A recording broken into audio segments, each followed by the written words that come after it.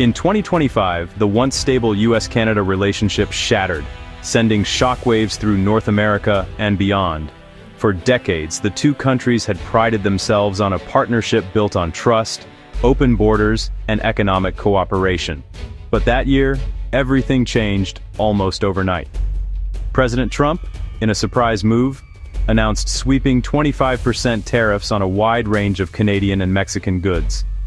The announcement came during a tense press conference with headlines flashing across the world. The tariffs targeted everything from steel and aluminum to agricultural products, instantly shaking North America's economy and sending markets into a tailspin. The move was seen as a direct attack on the USMCA, the trade agreement that had only recently replaced NAFTA. Businesses across the continent scrambled to make sense of the new reality. Warehouses halted operations, logistics hubs faced massive delays, and supply chains that once ran smoothly were thrown into chaos. Prime Minister Trudeau responded with defiance, standing before the Canadian flag and calling the tariffs a very dumb thing to do. He promised swift, reciprocal measures, vowing that Canada would not be bullied or back down in the face of economic aggression. Canada's new approach was clear: no more quiet diplomacy. The government convened emergency meetings, and officials openly discussed retaliation. Protesters took to the streets, demanding action, while the Canadian Parliament debated the best way to respond. Retaliation was now firmly on the table. Trump's erratic policy shifts, including sudden delays and last-minute exemptions for certain industries, only deepened the uncertainty.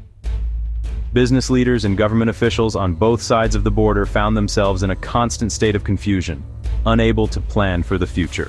The fallout spread far beyond politics and boardrooms.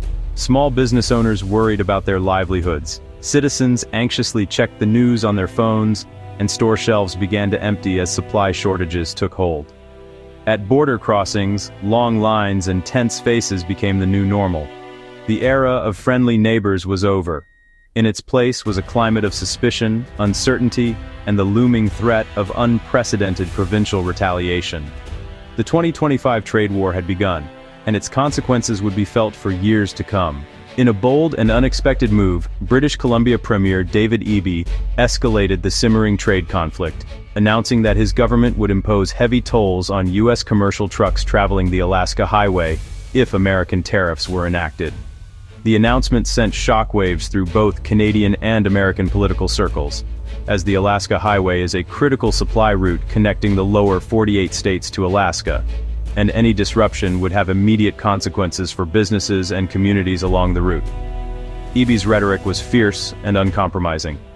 He positioned British Columbia as the staunch defender of Canadian sovereignty, vowing to stand up to what he described as economic aggression from the Trump administration. In his speeches, Eby accused the U.S. of unfairly targeting Canadian industries, and warned that BC would not hesitate to use every tool at its disposal to protect its people and economy. By targeting the Alaska route, BC weaponized its unique geography, threatening to choke off a vital American supply line. The Alaska Highway, stretching over 2,300 miles through rugged terrain, is the only reliable land connection for goods and fuel to reach Alaska from the continental U.S. The prospect of tolls or delays on this route raised alarms among American businesses, truckers, and even military planners. Eby also ordered all provincial government agencies to immediately halt the purchase of American-made products, a move designed to send a clear message to U.S. suppliers and manufacturers that BC would not be an easy target. In a further escalation, the province banned liquor store sales of products from Republican-led states, including Alaska itself. This targeted ban was intended to hit politically sensitive regions and send a warning that BC could inflict economic pain in very specific ways. These measures were carefully calibrated to inflict targeted pain on American interests, while also demonstrating that British Columbia was willing to endure its own hardships for the greater national cause. The government made it clear that these were just the first steps in a broader campaign of economic resistance. Notably, tourism and the lucrative cruise ship industry were left untouched for now, signaling that BC was pursuing a calculated incremental escalation rather than an all-out trade war. By sparing these sectors, the province left room for negotiation and further action if needed. The message was unmistakable. British Columbia was ready to act decisively. But the full arsenal of economic measures remained in reserve, waiting for the next move from Washington. The Alaska Highway toll now stood as a loaded weapon in Canada's trade arsenal, a powerful symbol of BC's resolve, and a warning that the province was prepared to defend its interests, no matter the cost. BC's bold stance was just the beginning. Canada's retaliation was nationwide. Ottawa matched U.S. tariffs, making clear that any American action would be met in kind. Ontario Premier Doug Ford imposed a 25% surcharge on electricity exports to the U.S., threatening higher energy costs for millions. Even Yukon joined in, halting American liquor purchases and limiting contracts with U.S. firms. From coast to coast, Canada presented a united front, leveraging every economic pressure point. The message to Washington, Canada was prepared for a drawn-out economic battle. While most Alaskan cargo arrives by sea, the journey doesn't end at the port. From there, goods must be distributed across the vast and rugged terrain of Alaska. The overland route through Canada is crucial for time-sensitive, high-value goods. This route ensures that essential items reach their destinations promptly. The Alaska Highway is a lifeline for fresh produce, ensuring that Alaskans have access to fruits and vegetables that can't be grown locally due to the harsh climate. It's also vital for urgent industrial shipments, especially for the oil and gas sector, which relies on timely deliveries to maintain operations. Tolls would drive up costs, hitting Alaskan families hard. The increased expenses would be felt in every household, making everyday items even more expensive. And businesses already facing high prices would struggle even more, potentially leading to closures and job losses. The oil industry, reliant on rapid hotshot deliveries, would face costly delays and disruptions, impacting production and revenue. These delays could be exacerbated by harsh weather conditions, making an already challenging situation even worse. The Alaska Trucking Association warned of a domino effect: higher prices, supply chain chaos, and uncertainty for nearly all goods. This would ripple through the entire economy. Empty shelves could become a common sight, and the variety of goods available would diminish, affecting the quality of life. For Alaskans, this wasn't abstract policy. It was a direct threat to daily life, impacting how they feed their families and manage their homes. The financial strain would be felt deeply, with families having to make tough choices about their spending. The highway is more than a road. It's Alaska's economic artery, essential for the flow of goods and services.